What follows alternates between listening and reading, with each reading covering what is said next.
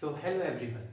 आज का ये वीडियो बहुत ही इंपॉर्टेंट होने जा रहा है उन बच्चों के लिए जिनके एग्जाम सर पर है और उन्हें डर लग रहा है कि कौन सा टॉपिक छोड़ूं, कौन सा टॉपिक पढूं, क्या इंपॉर्टेंट होने वाला है, क्या प्रिपरेशन स्ट्रेटजी होने वाली है, कम टाइम में हम ज़्यादा स्कोर करने की रणनीति कैसे तैयार कर सकते हैं।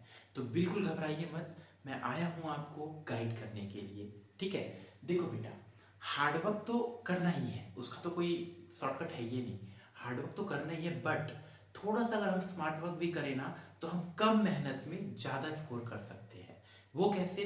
क्योंकि हमको एग्ज़ाम का पैटर्न पता होना चाहिए, हमको एग्ज़ाम के टॉपिक्स पता होना चाहिए जो इम्पोर्टेंट्स हैं। ये एनालिसिस मिलता कहाँ से है बेटा? मैं अपना पर्सनल एक्सपीरियंस बता रहा हूँ। 10 साल हो गए मुझे टीचिंग करते हुए, क्लास 12 फिजिक्स को सीजी बोर्ड सीबीएसई बोर्ड दोनों ही मैं लेता लेता था 10 साल से। तो मैं वो जो 10 साल के पेपर होते हैं, जो एग्ज़ाम पैटर्न होते हैं, वो सारा रिव्यू करने के बाद जो 10 साल का निचोड़ है, आज मैं एक वीडियो में आपके सामने लेके आने वाला हूँ। तो अंत तक बने रहिएगा इस वीडियो में बेटा। मैं कोई बकवास नहीं कर रहा हूँ, मैं जो भी बोलूँगा आपको 100% ये वेरीफाइड है। आप क्लास 5 ईयर 6 ईयर के क्वेश्चन पेपर उठा के देख लीजिएगा कि इसमें से बहुत सारे क्वेश्चन आपको मिलेंगे ही मिलेंगे। तो ये एक प्रिडिक्शन मैं दे रहा हूँ बेटा कि इतने टॉपिक तो आपको करने ही करने हैं, इसके अलावा तो पूरा सिलेबस है, कीजिए, कोई दिक्कत नहीं है। बट हाँ, अगर आपको अपना एक डेंजर जोन पार करना है, एक अच्छे मार्क्स स्कोर करने हैं, ठीक है, एवरेज मार्क्स स्कोर करने हैं, तो ये टॉपिक तो आपको करना ही करना है। स्क्रीनशॉट ले लीजिए, ये टॉपिक आपको करना ही करना है, चाहे आप सीजी बोर्ड के हो, चाहे आप सीबीएसई बोर्ड के हो, क्योंकि पैटर्न लगभग सेम होता है। सिर्फ एक डिफरेंस है, सीबीएसई में थोड़े से न्यूमेरिकल ज़्यादा होते हैं बेटा। ठीक है, तो न्यूमेरिकल के लिए आप क्या करेंगे? एनसीईआरटी बुक प्रीफर करेंगे। एनसीईआरटी का एग्जाम्पलर क्वेश्चन एक भी नहीं छोड़ना है, सारे न्यूमेरिकल कर लेने हैं। वैसे भी 18% ही न्यूमेरिकल होंगे और थोड़ा सा कॉन्सेप्चुअल क्वेश्चन पे थोड़ा सा ज़्यादा ध्यान देना उसमें। और सीजी बोर्ड के लिए तो सफिशियंट है, सफिशियंट है, आप इतना पढ़ लेंगे तो। ठीक है, मैं जाऊँगा एक्सप्लेन करने के लिए। सबसे पहले बेटा, आपको ब्लूप्रिंट मिला है। ठीक है, आपका पेपर होना है 70 मार्क्स का। उसमें मार्क्स डिवाइडेड है 1 मार्क, 2 मार्क, 3 मार्क, 4 मार्क और 5 मार्क। 1 और 2 को मैं आज की इस वीडियो में डिस्कस नहीं करने वाला हूँ। अगर आपको उसकी भी रिक्वायरमेंट होगी तो आप कमेंट कीजिएगा, मैं एक नेक्स्ट वीडियो बना लूँगा जो स्पेशली 1 मार्क और 2 मार्क के क्वेश्चन के ऊपर रहेगा। आज मैं डिस्कस करूँगा 3 मार्क के क्वेश्चन, 4 मार्क के क्वेश्चन और 5 मार्क के क्वेश्चन का पैटर्न क्या होने वाला है, कौन से चैप्टर से क्वेश्चन आने वाले हैं, कौन कौन से टॉपिक्स हमको पढ़ना चाहिए और क्या पढ़ना चाहिए। तो देर नहीं करते हैं, शुरुआत करते हैं हमारी preparation strategy. Mission board exam बिल्कुल करना है बेटा, रोज करना है और इतने ही टॉपिक करना है, अच्छे मार्क्स आएंगे आपके। ठीक है, तो हम आते हैं पहले 5 मार्क में। 5 मार्क के बेटा 3 क्वेश्चन आएंगे और तीनों में ऑप्शन रहेगा। ये बहुत बड़ा एडवांटेज है 5 मार्क के क्वेश्चन में कि आपको ऑप्शन मिलेगा, आपके पास 2 चॉइस रहेगी, एक बनाना है। ठीक है, तो तीनों क्वेश्चन में आपको ऑप्शन मिलेगा। फर्स्ट क्वेश्चन जो आपका आने वाला है वो इलेक्ट्रोस्टैटिक्स से आने वाला है, जो है चैप्टर 1 और चैप्टर 2। इसमें दो सबसे इंपॉर्टेंट टॉपिक हैं, एक है गॉस लॉ और एक है कैपेसिटर। गॉस लॉ में बेटा, गॉस लॉ का स्टेटमेंट वो तो करना ही है और उसका प्रूफ। ठीक है, इसका मैंने एक वीडियो अभी अपलोड कर चुका है और एप्लीकेशन के मैं नेक्स्ट वीडियो अपलोड करने वाला हूँ। ठीक है, तो गॉस लॉ का प्रूफ और एप्लीकेशन से तो एक क्वेश्चन बनता ही बनता है और एक क्वेश्चन बनेगा कैपेसिटर से। कैपेसिटर में भी स्पेसिफाई किया गया है पैरेलल प्लेट कैपेसिटर को, उसका कैपेसिटेंस फाइंड आउट करने का एक एक्सप्रेशन रहता है। एक बार वैक्यूम बिटवीन द प्लेट्स होगा, एक बार कंडक्टर बिटवीन द प्लेट्स होगा और एक बार डाइलेक्ट्रिक बिटवीन द प्लेट्स होगा। तो ये दो टॉपिक आपको इलेक्ट्रोस्टैटिक से करने हैं। इसमें से कोई एक तो आपका कंफर्म है, आएगा ही आएगा, तो एक 5 नंबर का क्वेश्चन यहाँ कवर हो जाता है। सेकेंड आपको जाना है मैग्नेटिज्म में, चैप्टर 4 और चैप्टर 5। इसमें जो 5 मार्क का क्वेश्चन बनता है, एक है बायो-सेवर्ट लॉ। इस बायो-सेवर्ट लॉ का जो एप्लीकेशन है, उसमें एक सर्कुलर रिंग में जब करंट फ्लो करते हैं तो उसके चलते मैग्नेटिक फील्ड प्रोड्यूस होता है। तो उस रिंग के एक्सियल लाइन पे मैग्नेटिक फील्ड कितना होगा या उसके सेंटर पे मैग्नेटिक फील्ड कितना होगा। तो by using Biot Savart law we have to find out magnetic field intensity due to a circular coil. At axial बोलो या एट सेंटर बोलो, कुछ भी पूछ सकता है, डेरिवेशन सिमिलर है। ठीक है, उसके बाद एक टॉपिक आता है मूविंग कॉइल गैल्वेनोमीटर का, इसका कन्वर्जन। ठीक है, अगर ये 5 में नहीं आया तो 3 में आ सकता है। ऐसा नहीं कि 5 वाला 5 में, अगर इसमें से कोई टॉपिक 5 में नहीं आ रहा है तो वो 3 नंबर में आ सकता है। ठीक है, तो प्रिपरेशन फारी करनी है। इसका जो कन्वर्जन होता है गैल्वेनोमीटर टू एमीटर और गैल्वेनोमीटर टू वोल्टमीटर, वो भी देख ही लेना बहुत अच्छे से। ठीक है, अब आते हैं हम लोग force between two parallel conductor. ठीक है, ये एक टॉपिक है आपका जिसमें डेफिनेशन ऑफ 1 एम्पियर पूछता है। ठीक है, दो कंडक्टर को पैरेलल रख देगा, दोनों में करंट फ्लो कराएगा और दोनों के बीच जो फोर्स आता है, ठीक है, उसके रिस्पेक्टिव में 1 एम्पियर को डिफाइन करो बोलेगा। और एक टॉपिक है साइक्लोट्रॉन। सीबीएसई में टॉपिक नहीं है, डिलीटेड है, तो सीबीएसई वाले इसको छोड़ देंगे, सीजी बोर्ड वाले साइक्लोट्रॉन को देख लेंगे जरूर। ठीक है, तो इनमें से ये मैंने प्रायोरिटी बेसिस पे सेट किया है कि सबसे इंपॉर्टेंट ये है, देन ये ऐसा, तो आप उसी बेसिस पे कीजिएगा। ठीक है, 2 क्वेश्चन आने वाले हैं, इनमें से कोई एक क्वेश्चन आपको बनाना रहेगा।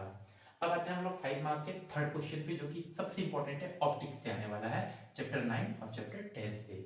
चैप्टर 9 में आपको मिलेगा ऑप्टिकल इंस्ट्रूमेंट, माइक्रोस्कोप और टेलीस्कोप। तो माइक्रोस्कोप में भी कंपाउंड माइक्रोस्कोप का रे डायग्राम और मैग्निफिकेशन का फॉर्मूला है ना। तो ये क्या होता है, इसमें 2 केस होते हैं, या तो आपका फाइनल इमेज इन्फिनिटी पे बनेगा, या तो आपका final image least distance of vision पे बनेगा, है ना। तो दोनों ही केस कर लेना। रे डायग्राम में थोड़ा सा क्या बोलते हैं चेंज होगा, बाकी सेम ही है। और एक होता है टेलीस्कोप। इन दोनों में से एक के आने के बहुत ज्यादा चांसेस रहते हैं। मुझे थोड़ा सा गट्स फीलिंग आ रही है कंपाउंड माइक्रोस्कोप के लिए। ठीक है, नेक्स्ट लेंस मेकर फॉर्मूला और वेव से अगर देखेंगे तो यंग डबल स्लिट एक्सपेरिमेंट को थोड़ा सा अच्छे से देख लेंगे। तो इनमें से भी 2 क्वेश्चन आएंगे, एक क्वेश्चन आपको करना है। तो अगर ये टॉपिक्स आप कवर करते हैं, गिन के 10 टॉपिक होंगे, 1 2 3 4 5 6 7 8 9 10, यस 10 ही टॉपिक है बेटा। इससे आपको 15 नंबर मिलने वाले हैं। आप ये 10 टॉपिक अच्छे से करके जाइए, आपको 15 नंबर मिलने वाले हैं बोर्ड एग्जाम में। ठीक है, और अगर आपको लगता है कि कहाँ से ये करें तो मत डरिए उसके लिए। ठीक है, आप कमेंट कीजिए, सब्सक्राइब कीजिए, मैसेज कीजिए, जितना अच्छा रिस्पांस होगा बेटा मैं ये सारे टॉपिक्स की वीडियो आपको 1 वीक के अंदर ही अपलोड कर दूंगा। बट डिपेंड करता है आपके रिस्पांस पे बेटा। ठीक है, अगर मैं इतनी मेहनत करता हूँ तो थोड़ा रिस्पांस तो आपके साइड से मिलना चाहिए। ठीक है, अगर आपको वीडियो पसंद आ रही है तो प्लीज़ लाइक कीजिए, सब्सक्राइब कीजिए और शेयर कीजिए अपने फ्रेंड्स तक। ठीक है, अब आते हैं सीजी बोर्ड पे स्पेशली जो 4 मार्क का एक क्वेश्चन आने वाला है, वो है वैल्यू बेस्ड क्वेश्चन, जो चैप्टर 6 और 7 से आएगा। ठीक है, जिन के परीक्षा साल में 4 क्वेश्चन आपको मिल जाएंगे, उसी को कर लेना। वैल्यू बेस्ड कैसा रहता है पता है, जैसे एक स्टोरी बता देगा, जैसे एक मोहन है, उसके पापा क्या बोलते हैं बिजली का इलेक्ट्रिसिटी का कुछ काम कर रहे हैं, और वो वहाँ पे पानी गिरा हुआ था, वो नंगे पाँव जाके टच कर दिए, तो उनको शॉक लग गया, तो मोहन दौड़ के गया और लकड़ी से मारा तो वो फिर छूट गए। ऐसे एक स्टोरी रहेगा जिसमें एक फिजिक्स का लॉ रहेगा, जिसमें आप बता सकते हैं इलेक्ट्रिसिटी का, है ना, अल्टरनेटिंग करंट के बारे में, और उसकी वैल्यू रहेगी उस बच्चे की। तो वैल्यूज तो सिंपल है, सिंसियर, नॉलेजेबल, लाइक टीचर एक लेके गया टूर पे, बच्चे ने ये देखा, तो बच्चा क्या है, साइंटिफिक स्किल है, ऑब्जर्वेशन पावर है, टीचर अगर आंसर कर रहा है तो हेल्पफुल है। तो ये 5-6 वैल्यूज तो रख लेना, हेल्पफुल, नॉलेजेबल, साइंटिफिक बिहेवियर, ठीक है, काइंड, ऑनेस्ट, लवेबल, ये सारी चीजें। और उसके बाद एक फिजिक्स का लॉ इसमें आप दे देंगे। ये 4 मार्क का क्वेश्चन सबसे इजी होने वाला है, इसमें 4 में 4 मिलने वाला है। ठीक है, अब हम आते हैं 3 नंबर पे। 3 नंबर के बेटा 12 क्वेश्चन आने वाले हैं। कितने क्वेश्चन आने वाले हैं, 12 क्वेश्चन, जो सारे चैप्टर से आने वाले हैं। सारे चैप्टर के इंपॉर्टेंट टॉपिक मैंने यहाँ पे रख दिए हैं। ठीक है, तो आइए हम देखते हैं चैप्टर 3 करंट इलेक्ट्रिसिटी से 3 नंबर का जो क्वेश्चन आएगा। तो उसमें देखिएगा आप, एक तो डिफरेंस आ सकता है, क्योंकि आपके पेपर में एक ना एक डिफरेंस तो आएगा। तो यहाँ से ज़्यादा चांसेस इसलिए रहते हैं क्योंकि यहाँ बहुत सारे टॉपिक्स हैं, जैसे रेजिस्टेंस, रेजिस्टिविटी, इसको स्पेसिफिक रेजिस्टेंस भी बोला जाएगा। ठीक है, ईएमएफ और पोटेंशियल, वोल्टमीटर और पोटेंशियोमीटर, इनमें डिफरेंस, ईएमएफ, पोटेंशियल और इंटरनल रेजिस्टेंस। ये इंटरनल रेजिस्टेंस से ये पूछा जा सकता है। ठीक है, और ये किन किन फैक्टर पे डिपेंड करता है ये भी पूछा जा सकता है। ये सेल के अंदर के टॉपिक है, सेल के अंदर के टॉपिक ये देख लीजिएगा। और ड्रिफ्ट वेलोसिटी और उसका करंट के साथ जो रिलेशन होता है, I इक्वल्स टू NAVD, ये वाला रिलेशन देख लेना और ड्रिफ्ट वेलोसिटी को थोड़ा सा डिफाइन कर लेना। ठीक है, और अगर आप सीबीएसई बोर्ड से हैं तो ड्रिफ्ट वेलोसिटी में जो है, करंट इलेक्ट्रिसिटी में जो सेकंड एग्जांपल क्वेश्चन है, उसमें इसका थ्योरेटिकल क्वेश्चन बना हुआ है 6-7 पॉइंट का, वो जरूर से देख लीजिएगा। ठीक है, अब हम आते हैं नेक्स्ट चैप्टर 4 और 5 पे, जो मैग्नेटिज्म मैंने बताया। सबसे important topic magnetic line of force, जिसको बोला गया मैग्नेटिक फील्ड लाइंस। वो होती क्या है, उसकी 5-6 प्रॉपर्टी हैं, और उन प्रॉपर्टी से भी क्वेश्चन पूछेगा, like 2 magnetic field line never intersect each other, why they not intersect each other. ठीक है, ये सारी चीजें पूछ सकती हैं। Element of earth magnetic field, और उसी में अर्थ का जो मैग्नेटिज्म है उसमें ये दो प्रूफ भी बहुत बार पूछा गया है। tan del equals to BB by BH, B equals to root over BH square plus BV square. तो ये जब आप element of earth magnetic field पढ़ेंगे तो ये हो जाएगा। Magnetic declination, inclination, horizontal range, ये कवर हो जाएगा दोनों एक ही टॉपिक में। और जो मैग्नेटिक डायपोल होता है उसको जब मैग्नेटिक फील्ड में रखेंगे तो उसमें टॉर्क डेवलप होगा। तो टॉर्क तो उतना इंपॉर्टेंट नहीं है, वर्क डन ज्यादा इंपॉर्टेंट है। तो वर्क डन के लिए एक्सप्रेशन यहाँ हमको लाना पड़ेगा, ठीक है। इसके बाद हम आते हैं, क्यों ये बेसिकली 5 चैप्टर का है टॉपिक, क्योंकि 4 चैप्टर यहाँ ऑलरेडी कवर हो चुका है। अगर ये 5 में आया तो 3 में आ जाएगा, तो ये दोनों मिला के यहाँ से 8 नंबर आपको खींच लेने हैं, ठीक है। अब हम आते हैं चैप्टर 8 से। चैप्टर 8 सबसे छोटा चैप्टर है जिसमें इलेक्ट्रोमैग्नेटिक वेव के बारे में बताया है, वो वेव जिनको मीडियम की जरूरत नहीं होती, उसकी प्रॉपर्टीज, थ्योरी है थोड़ा सा, और 7 इलेक्ट्रोमैग्नेटिक वेव होंगे आपके, रेडियो वेव है ना, microwave, infrared, visible light, ultraviolet, X-ray और गामा रे। इन सब का यूज कहाँ कहाँ होता है, इन सब का डिस्कवरर का नाम भी पूछ देता है कई बार, इनका यूज पूछ देता है, फ्रीक्वेंसी, वेवलेंथ। तो ये तो पूरा रट लेना है, सातों वेव का यूज और डिस्कवरर का नाम, ठीक है, ये देख ही लेना है। और इलेक्ट्रोमैग्नेटिक वेव और उसकी प्रॉपर्टी, एक ही क्वेश्चन बनेगा 3 नंबर का, और ये इजी है, ये इजी है, लेकिन इसको बार बार पढ़ना पड़ेगा, ठीक है। अब हम आते हैं चैप्टर 9 और 10 पे। 5 मार्क्स के हिसाब से तो मैंने बताया था, 3 मार्क्स में अगर मैं बताऊं तो जो टोटल इंटरनल रिफ्लेक्शन वाला टॉपिक है, जिसमें आपका क्रिटिकल एंगल भी कवर हो जाएगा, है ना, जिसमें आपका ऑप्टिकल फाइबर भी कवर हो जाएगा, तो इसको अच्छे से देख लेंगे आप लोग, बहुत इंपॉर्टेंट टॉपिक है टोटल इंटरनल रिफ्लेक्शन।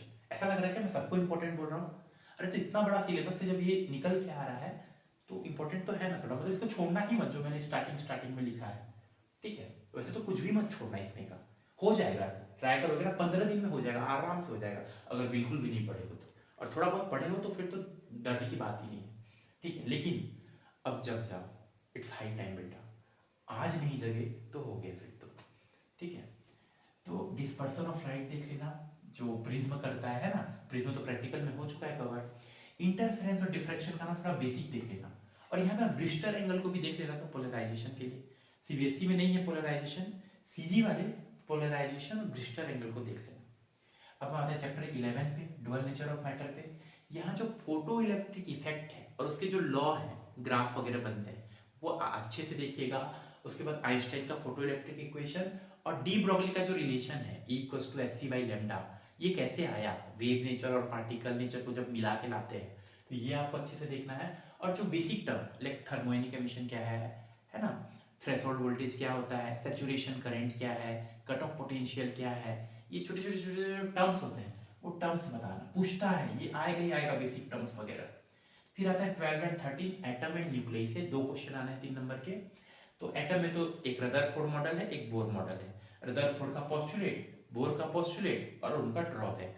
छोटा चैप्टर इसको तो पूरा ही कवर करना है, थ्योरी है, ठीक है। रदरफोर्ड का मॉडल आएगा, उसको डिफाइन करोगे, उसमें कुछ कमी रह गई थी, उसको दूर करने के लिए बोर आएगा, फिर बोर की कमी को डाल देना, है ना।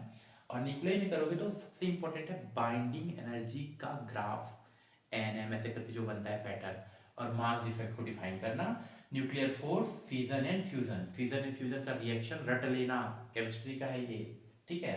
अब सबका फेवरेट चैप्टर आता है सेमीकंडक्टर, चैप्टर 14, ये तो आता ही है सबको, है ना। इसमें है रेक्टिफायर, हाफ वेव और full wave, PN junction diode का फॉरवर्ड बायस और रिवर्स बायस, एलईडी और फोटो डायोड को थोड़ा सा देख लेना, और अगर सीजी बोर्ड है तो जेनर डायोड को भी देखोगे तो देख लीजिएगा, बाकी इतना सफिशिएंट है, हो जाएगा। अब हम आते हैं लास्ट चैप्टर 15, सीबीएसई वाले इतना ही कीजिएगा, सीजी वाले एक चैप्टर और एक्स्ट्रा करना है, वो है चैप्टर 15 कम्युनिकेशन सिस्टम।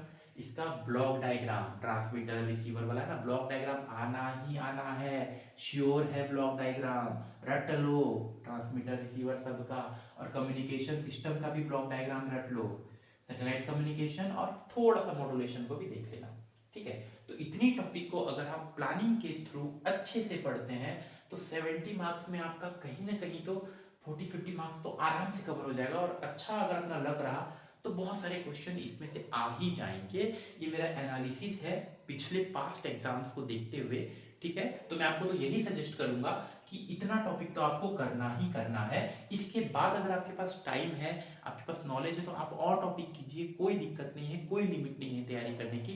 बट हाँ, अगर आप डर रहे हैं, अगर आपको डेंजर जोन पार करना है, अगर आपको एक अच्छा सेफ स्कोर लेके चलना है, तो बेटा इतनी टॉपिक कर ही लीजिए, लिख लीजिए ये टॉपिक, नोट कर लीजिए। और आपको कहीं भी किसी भी टॉपिक में डाउट है, you can contact, I will upload the videos of all the topics, ठीक है। But please subscribe my channel, press the bell icon, I will take live classes also, ठीक है। और लाइक कर दीजिए और बहुत ज़्यादा कमेंट कीजिए बेटा, ठीक है। और इतना टॉपिक आपको करना है, ऑल द वेरी बेस्ट। हारना तो है ये नहीं, लड़ना है, जीतना है और एक बहुत अच्छा मार्क्स लेके आना है, हो जाएगा physics, yes, all is well.